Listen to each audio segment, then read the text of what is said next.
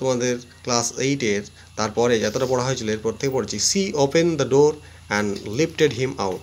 সে দরজা খুললো এবং তারপরে তাকে ওই পাখিটাকে আর কি বের করে নিয়ে এলো। সি গেভ এ সব অফ রিলিফ। সে তারপরে একটা দীর্ঘশ্বাস ফেললো।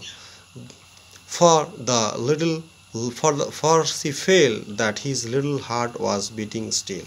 কারণ সে অনুভব করলো যে ওই ছোট্ট পাখিটার হৃদয়টা যেন তখনও চলছিল, বেঁচে ছিল। ওকে, তারপর হচ্ছে wake up a little bird she said. সে বললো উঠে পড়ো ছোট্ট পাখি। She began to cry. সে কান্না করতে শুরু করলো। And tears fell on the little bird. এবং তার চোখের জল ওই ছোট্ট পাখিটির উপরে পড়লো।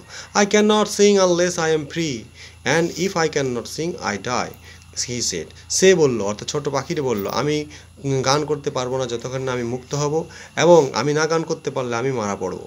এটাই পাখিটা উত্তরে জবাব দিল। এরপর আমরা প্রশ্ন অ্যান্সারগুলো